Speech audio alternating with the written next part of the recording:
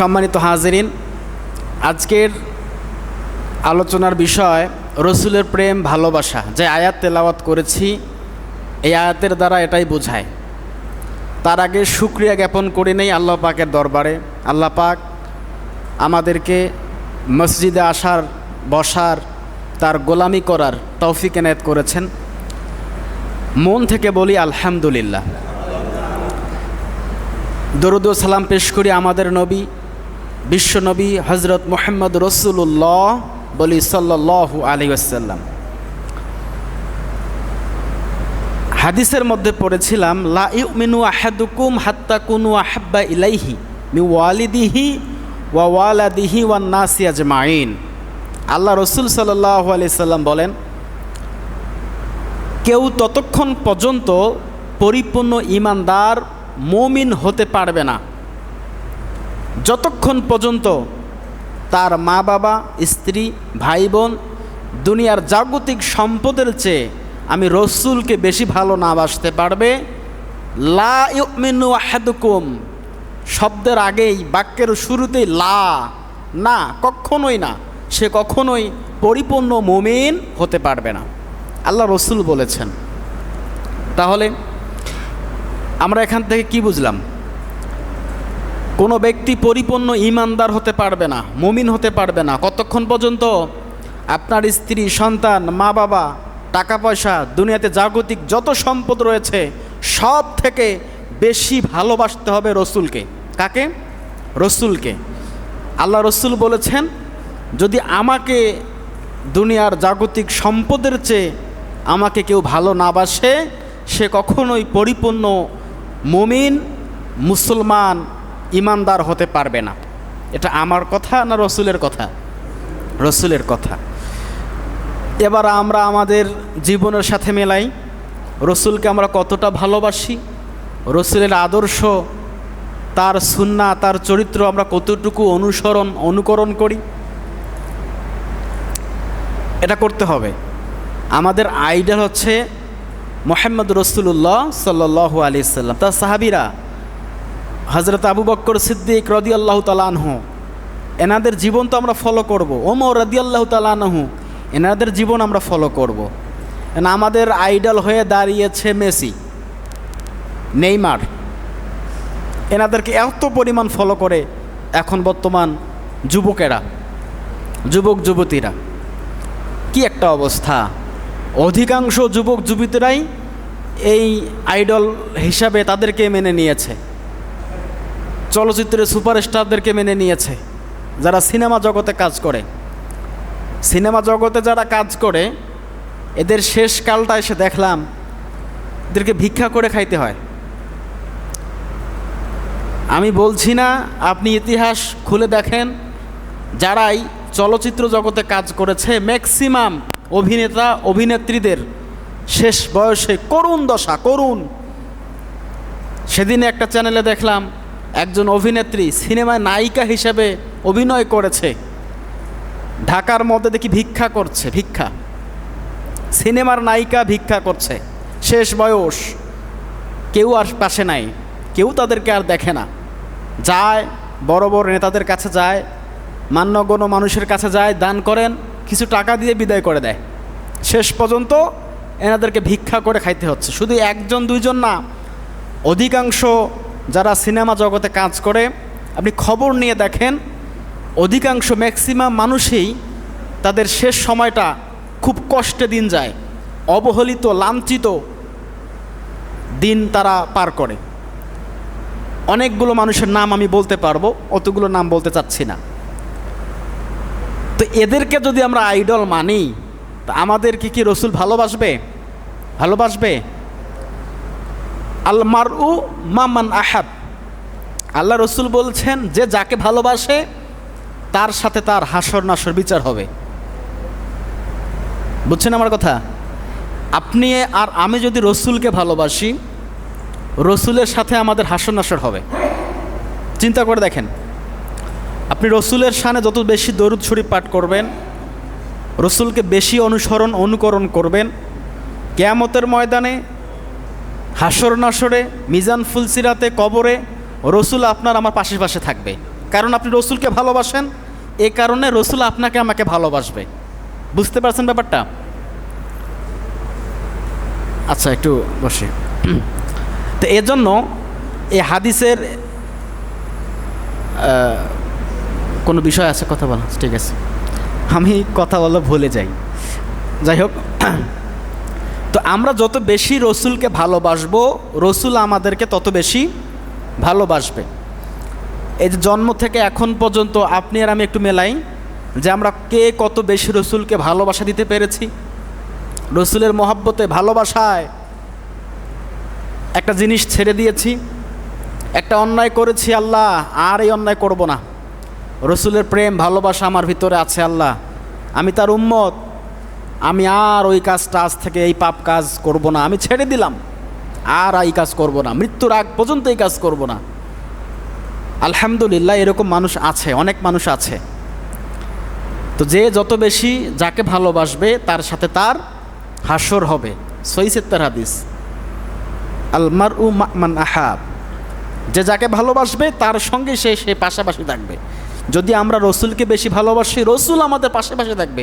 রসুল যদি আমাদের পাশে থাকে, আমাদের কোনো চিন্তা আছে? কোনো চিন্তা নাই। এই জন্য আল্লাহ রসুল বলেছেন, যতক্ষণ না পর্যন্ত দুনিয়ার সব কিছুর চাইতে আমি রসুল তোমাদের কাছে প্রিয় না হব, ভালোবাসার পাত্র না হব, আল্লাহ রসুল বলছেন ততক্ষণ পর্যন্ত তোমরা পরিপূর্ণ ইমানদার হতে পারবা না, ইমানদার হতে পারবা না। এখানে যে কয়েকজন মানুষ আমরা আছি, রসুলের ভালোবাসা, রসুলকে আমরা কতটা ভালোবাসি, এটা আপনার আমার অন্তরই ভালো জানে। কেউ মাপ করতে পারবে না। পারবে? শুধু দাড়ি টুপি আর জুব্বা দেখলে পাগল হবেন না যে সেই ব্যক্তি রসুলকে বেশি ভালোবাসে, এমনটা নয়। অনেক ভাইরা আছেন খেতে খামারে কাজ করে, 5 ওয়াক্ত নামাজ সঠিক সময় আদায় করে, আমি খবর নিয়ে দেখেছি। অনেক ভাইরা আছে স্টোরে কাজ করে, ক্লাস্টারে কাজ করে, সঠিক সময় নামাজ আদায় করে। অনেক দোকানদার ভাইরা আছে ব্যবসা বাণিজ্য করে, শার্ট প্যান্ট পরে, লুঙ্গি পরে, কিন্তু সঠিক সময় গিয়ে নামাজ আদায় করে। এরকম ভাইরা আছে না? নেই? আছে। ওনাদের ইমান, আল্লাহ পাকের অশেষ রহমত, এনারা অনেক বেশি মজবুত ইমানদার হতে পারে, হয়। তো আপনি পোশাক আশাক দেখলেই যে তাকে পরিপূর্ণ ইমানদার ভাববেন, এটা ভুল ধারণা। এটা কখনোই পাগল হবেন না, এটা হওয়া যাবে না। তাই জন্য রসুলকে বেশি বেশি ভালোবাসতে হবে। আল্লাহ পাক বলেন, ইন কুনতুম তুহিব্বুনাল্লাহা ফাত্তাবিউনি ইউহিব্বুকুমুল্লাহু ওয়া ইয়াগফির লাকুম যুনুবাকুম ওয়াল্লাহু গফুরুর রহিম। আল্লাহ পাক রব্বুল আলামিন নবীকে জানিয়ে দিচ্ছেন, হে নবী আপনি বলে দেন, কুল ইন কুনতুম তুহিব্বুনাল্লাহ, যদি তোমার উম্মতরা আমি আল্লাহ পাকের ভালোবাসা পেতে চাই, ফাত্তাবিউনি, ওরা যেন তোমাকে অনুসরণ করে, অনুকরণ করে। ইউহিব্বুকুমুল্লাহ, হে নবী যখন তোমার উম্মতরা তোমাকে অনুকরণ করবে, ইউহিব্বুকুমুল্লাহ, আমি আল্লাহ পাক রব্বুল আলামিন তখনই তোমার উম্মতদেরকে ভালোবাসা শুরু করে দেব। ওয়া ইয়াগফির লাকুম যুনুবাকুম, হে নবী শুধু তোমার বান্দাদেরকে ভালোবাসবো তা নয়, তোমার উম্মতদেরকে ভালোবাসবো তা নয়, ওয়া ইয়াগফির লাকুম, আমি রব যাদেরকে ভালোবাসি, যাদেরকে আমি পছন্দ করি, ভালোবাসি, আমার একটা দায়িত্ব আছে কি, ওয়া ইয়াগফির লাকুম যুনুবাকুম, ওদের জীবনের সবগুলো গুনাহ আমি মাফ করে দেই। ওয়াল্লাহু গফুরুর রহিম, আর আমি রব্বুল আলামিন ক্ষমাশীল, করুণাময়। আমার চাইতে দয়া আর কারো হতে পারে না। কারো আছে? রবের চাইতে দয়ার কারো বেশি হতে পারবে না। এজন্য আল্লাহ পাক বলছেন, হে নবী আপনার উম্মতদেরকে বলে দেন, মানুষদেরকে বলে দেন কি, যদি তারা, তোমার উম্মতরা আমি আল্লাহ পাকের ভালোবাসা পেতে চায়, তাহলে ফাত্তাবিউনি, তারা যেন তোমাকে অনুসরণ করে। হে নবী যদি তারা তোমাকে অনুকরণ করে, তাহলে ইউহিব্বুকুমুল্লাহ, তখন থেকেই আমি রব তোমার উম্মতকে ভালোবাসা শুরু করে দেব। শুধু ভালোবাসবো তা নয়, আর যাকে আমি আল্লাহ পাক ভালোবাসি তার জীবনের সবগুলো গুনাহ আমি মাফ করে দেই। সুবহানাল্লাহ। এ কথা কে বলছেন? আল্লাহ বলছেন। সম্মানিত হাজিরিন, আল্লাহ পাক রব্বুল আলামিন যাকে ভালোবাসেন তার জীবনের সবগুলো গুনাহ মাফ করে দেন। এবার আসেন দেখি আল্লাহ পাক আপনাকে আর আমাকে কতটুকু ভালোবাসে। রসুল যেটা বলেছেন ওটা আমাদের জন্য মানা ফরজ, আর আল্লাহ যেটা বলেছেন এটা ফরজ আইন। পুরো কোরআনটাই রসুলের জীবন, আদেশ নিষেধ সব কোরআনের মধ্যে আছে। পুরো কোরআনটাই হচ্ছে রসুলের জীবনের ব্যাখ্যা। আল্লাহ রসুল সাল্লাল্লাহু আলাইহি সাল্লাম উম্মতদেরকে নির্দেশ দিয়ে গেছেন, যেটা বলেছেন করো এটাই করতে হবে, যেটা বলেছেন করো না, করা যাবে না, ওটা হবে না, করাও যাবে না। একটা দৃষ্টান্ত আপনাদের সামনে উপস্থাপন করতে চাই, তাহলে আপনারা বুঝতে পারবেন। সামান্য রসুলের একটা কথা সাহাবীরা অমান্য করেছিল, একটা কথা অমান্য করার কারণে অনেক বড় ক্ষতির শিকার মুসলিম ওই সময় হয়েছিল। মুসলমানরা সবথেকে বেশি ক্ষতি হয়েছিল পৃথিবীর ইতিহাসে ওই সময়টা। কোন সময়টা? রসুলের একটা আদেশ অমান্য করার কারণে। উহুদের যুদ্ধ শুরু হয়ে গেল, উহুদের যুদ্ধ শুরু হয়ে যাবে। মদিনার মধ্যে বড় মুনাফিক আব্দুল্লাহ ইবনে উবাই চুপ করে আছে, কিছু বলে না। উহুদের যুদ্ধের ময়দানে খ্রিস্টানদের সংখ্যা, মুশরিকদের সংখ্যা 3000-এরও অধিক, আর মুসলমানদের সংখ্যা মাত্র 1000। কত হাজার? 1000। আল্লাহ রসুল সাহাবীদেরকে বিভক্ত করে দিলেন, দায়িত্ব ভাগ করে দিলেন। তার ভিতরে আব্দুল্লাহ ইবনে উবাই ইবনে সুলুল এর নেতৃত্বে পড়েছে 300 সৈন্য। কত সৈন্য? 300 সৈন্য। মুসলমানদের সংখ্যা কতজন বলেন তো? 1000। কাফিরদের সংখ্যা 3000-এরও বেশি, খ্রিস্টান তারা তখন ছিল।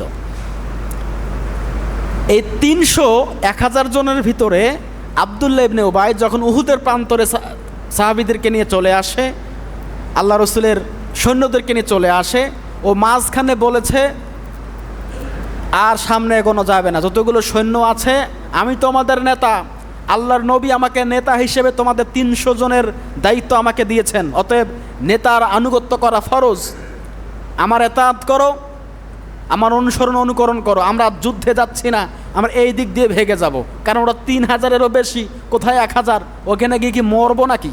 চলো। যেহেতু নেতার অনুগত্য করা ফরজ, তাৎক্ষণিকভাবে ওই সাহাবীরা বুঝতে পারলো না যে বড় মুনাফিক 300 জন সৈন্যকে নিয়ে আব্দুল্লাহ ইবনে উবাই ভেগে গেছেন। থাকে আর কতজন? 700 জন। কতজন সাহাবী? 700 জন সাহাবী। উহুদের যুদ্ধটা কিন্তু অনেক একটা ভয়াবহ যুদ্ধ হয়েছিল। 700 জন সাহাবী। আল্লাহ রসুল কি পিছনে ফেরা মানুষ? কাফিরদের সংখ্যা 1,00,000 জন হতে পারে, মুসলমানদের সংখ্যা যত কমই হোক না কেন, এদের ইমানের কাছে ওদের শক্তি তুচ্ছ, কিছুই না, কিছুই না। উহুদের প্রান্তরে সমবেত হয়ে গেল, যুদ্ধ শুরু হবে এই মর্মে। যুদ্ধ প্রায় শুরু। আল্লাহ রসুল ছিলেন অনেক চৌকস, দক্ষতা, বুদ্ধিসম্মত একজন ব্যক্তি, যার দক্ষতা বুদ্ধিমত্তার বিচার আপনি আমি করতে পারবো না। আল্লাহ রসুল একটা জায়গার মধ্যে 50 জন সাহাবীকে রেখে দিলেন, যেটাকে বলা হয় তীরন্দাজ। ওই জায়গাটা 3টা রোডের ম্যাপ, একটা তীরন্দাজ, একটা রোড, পিছন দিক থেকে রোড, ইউটার্নের মতো। সাহাবীদেরকে বললেন এই 50 জন সাহাবীকে এইখানে দাঁড় করিয়ে দাও। যুদ্ধের ফলাফল যেটাই হোক না কেন, আমরা জয় লাভ করি আর পরাজয় লাভ করি না কেন, যতক্ষণ না পর্যন্ত আমি রসুল তোমাদেরকে নির্দেশ না দেব, ততক্ষণ পর্যন্ত তীরন্দাজ ত্যাগ করবা না। এই স্থান তোমাদের ত্যাগ করা যাবে না। যুদ্ধ শুরু হয়ে গেল। তখন খালিদ বিন ওয়ালিদ এখনও ইসলাম গ্রহণ করে নাই।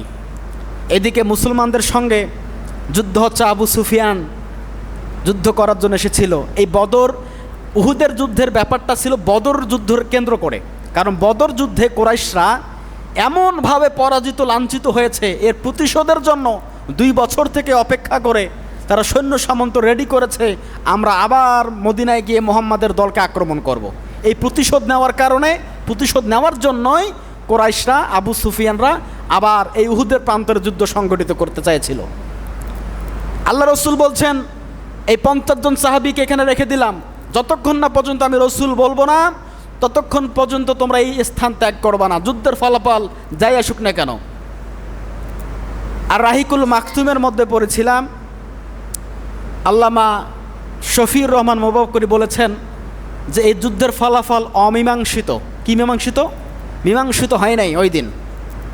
আল্লাহ রসুল এটাও বলেছেন, যদি তোমরা দেখো যুদ্ধে হেরে গিয়ে সাহাবীদের গোস্ত পাখি ঠুকরে ঠুকরে খাচ্ছে, পাখি ঠুকরে ঠুকরে সাহাবীদের গোস্ত খাচ্ছে, তারপরেও তোমরা তীরন্দাজ ত্যাগ করবা না যতক্ষণ না পর্যন্ত আমি রসুল তোমাদের নির্দেশ না দিই। এই নির্দেশ কার? আল্লাহ রসুলের। যুদ্ধ শুরু হয়ে গেল। এই 700 জন সাহাবীর কাছে, সরি কতজন? 650। কতজন? তীরন্দাজে কতজন? 50 জন না? তীরন্দাজে 50 জন আর 650 জন সাহাবী 3000 সৈন্যর সাথে যুদ্ধ শুরু করে দিল। এই 650 জন যোদ্ধার সাথে কাফিররা, এই খ্রিস্টানরা, আবু সুফিয়ানের দল শেষ পর্যন্ত পলায়ন করতে বাধ্য হয়েছে, মানে ভয়ে তারা হেরে যাচ্ছে। এই 650 জন যোদ্ধার কাছে এরা মুশরিকরা, খ্রিস্টানরা কিছুই না। এরা শেষ পর্যন্ত যুদ্ধে হেরে যাওয়ার অবস্থা দেখছে, আর পারছে না। তখন তারা অস্ত্র মাল সামানা রেখে যুদ্ধস্থান ত্যাগ করে পালানো শুরু করলো। এই দিক থেকে তীরন্দাজ থেকে 50 জন সাহাবী দেখতে পাচ্ছে, আমরা তো যুদ্ধে জয়লাভ করে ফেলেছি। কী লাভ করে ফেলেছি? জয়লাভ করেছি, কারণ ওরা তো ভেগে যাচ্ছে, পালিয়ে যাচ্ছে, ঘোড়া নিয়ে, উট নিয়ে, বিভিন্ন রকম জন্তু নিয়ে সৈন্য সামন্ত তারা ভেগে যাচ্ছে। 50 জন সাহাবী মনে করলো আমরা যুদ্ধে জয়লাভ করেছি, চলো যাই এখন গিয়ে আমরা গনিমতের মাল উদ্ধার করি। গনিমতের মাল চেনেন তো নাকি? গনিমতের মাল হচ্ছে, সেটাকে বলা হয় যুদ্ধে গিয়ে পরাজয় বহনকারী যে দল যে অর্থ সম্পদ রেখে যায়, এটাকে বলা হয় গনিমতের মাল। যখন দেখছে যে ওরা পালাচ্ছে, পেছন দিকে পালাচ্ছে, তখনই এই 50 জন সাহাবী থেকে ভাঙন শুরু হলো, গনিমতের মাল উদ্ধার করতে যাইতে হবে। দৌড় শুরু করে দিল। এই দৌড় শুরু করেছে 1 2 জন, ওভাবে আরও কয়েকজন সাহাবী তার পিছনে দৌড় শুরু করে দিল, গনিমতের মাল উদ্ধার করা লাগবে। সাহাবীরা চিল্লাচ্ছে, ওমর বলছে, ওসমান বলছে, তোমাদেরকে রসুল এখনও নির্দেশ দেয় নাই, অতএব তোমরা এই স্থান কেউ ত্যাগ করবা না। প্রিয় ভাইয়েরা, এখনও রসুল নির্দেশ দেয় নাই তোমরা ত্যাগ করবা না, স্থান ত্যাগ করিও না। এরকম করে ওখান থেকে প্রায় 43 জন সাহাবী গনিমতের মাল উদ্ধার করার জন্য বদর প্রান্তরে নেমে গেছে, মানে তীরন্দাজ ত্যাগ করে এদিকে চলে এসেছে। কিন্তু ওই যে 7 জন সাহাবী ছিল, এরা তো জানে, এরাও শুনছে, এরাও মেনেছে যে আমাদেরকে রসুল এখন নির্দেশ দেয় নাই, অতএব আমরা স্থান ত্যাগ করব না। 7 জন সাহাবী তীরন্দাজে রয়েই গেল। আর এদিকে বাকি 43 জন সাহাবী গনিমতের মাল উদ্ধার করার জন্য যখন ময়দানে নেমে পড়ল, এই দিক থেকে আবু সুফিয়ান, খালিদ বিন ওয়ালিদ ইসলাম গ্রহণ করে নাই, পেছন দিক থেকে ইউটার্ন হয়ে, ইউটার্ন তো বোঝেন, যখন এদিকে এসেছে ইউটার্ন হয়ে পেছন দিক থেকে ওদের হাজারো সৈন্যবাহিনী পেছন দিক থেকে সে মুসলমানদের আক্রমণ করেছে। আক্রমণ করে সেইখানে অনেকগুলো সাহাবী শহীদ হয়ে গেছে। 70 জন বড় বড় বিখ্যাত সাহাবী এই উহুদের প্রান্তরে শহীদ হয়ে গেছে। এমনকি আল্লাহ রসুল পায়ে আঘাত পেয়েছেন, তার দন্ত মোবারক, দাঁত মোবারক সেখানে ভেঙে গেছে। শেষ পর্যন্ত যে তীরন্দাজে 7 জন সাহাবী ছিল, 7 জন সাহাবীর ভিতরে 1 জন সাহাবী জীবিত থাকে নাই, তাদেরকে কাফিররা, মুশরিকরা শহীদ করে দিয়েছে। আল্লাহ রসুল আঘাত পেয়েছেন। আনাস ইবনে মালিক রাদিয়াল্লাহু তাআলা আনহু উহুদের প্রান্তরের বর্ণনা দিতে গিয়ে বলেন, উহুদের প্রান্তরে আমার শান্তির ঘুম এসে গেছে, আমি যুদ্ধ করছি আর আমার ঘুম চলে আসছে, তারপরও যুদ্ধ করেছি। আনাস ইবনে মালিক রাদিয়াল্লাহু তাআলা আনহু শেষ পর্যন্ত দেখছেন যুদ্ধের ফলাফল এতটাই ভয়াবহ, আবু সুফিয়ান গুজব ছড়িয়েছে মুহাম্মদকে হত্যা করা হয়েছে। কি করা হয়েছে? এটা কৌশল, যুদ্ধ মানে কিন্তু কৌশল। ওরা খবর ছড়িয়েছে মুহাম্মদকে আমরা হত্যা করেছি, মুহাম্মদ দুনিয়াতে আর নাই। তখন সাহাবীরা চিন্তা করছে, যেখানে মুহাম্মদ নাই, যেখানে আমাদের রসুল জীবিত নাই, সেখানে আমরা সাহাবীরা আর জীবিত থেকে কি করব? আমরাও ইন্তেকাল করব, আমরাও শহীদ হয়ে যাব। আবার কিছু সাহাবী বলছে, যেহেতু মুহাম্মদ নাই, এই কাফিরদেরকে আমরা শেষ করে এদের সঙ্গে যুদ্ধ করে আমরাও শাহাদত বরণ করি। এরকম করে 70 জন সাহাবী শহীদ হয়ে গেছে সেখানে। আনাস ইবনে মালিক রাদিয়াল্লাহু তাআলা আনহু, যুদ্ধের পরিস্থিতি এতটাই ভয়াবহ ছিল, শেষ পর্যন্ত পাহাড়ের উপরে সাহাবীরা উঠে গেল। আল্লাহ রসুলকে কাঁধে করে, এই যে কাঁধ আছে না, কাঁধে করে আনাস ইবনে মালিক রাদিয়াল্লাহু তাআলা আনহু, তাকে এতটা শক্তি দেওয়া হয়েছিল এই উহুদের প্রান্তরে, আল্লাহ পাক তাকে গায়বী মদত দান করেছেন, আর রসুলকে নিয়ে উপরে উঠতেন। মাত্র 9 জন সাহাবী আল্লাহ রসুলকে প্রোটেক্ট দিয়ে ওই যুদ্ধ থেকে উপরে উঠেছে। এই দিক থেকে আবু সুফিয়ানের দল তারা আর কোনো আক্রমণ চালাতে পারে নাই, তারা পিছনে চলে গেছে। ওরা মনে করেছে আমরা প্রতিশোধ অলরেডি নিয়েছি। সব থেকে বেশি ক্ষতি হয়েছে উহুদের প্রান্তরে মুসলমানদের। বলেন তো কী কারণে? এটা একটা ক্লাসের মতো বলছি, কিসের কারণে বলেন তো?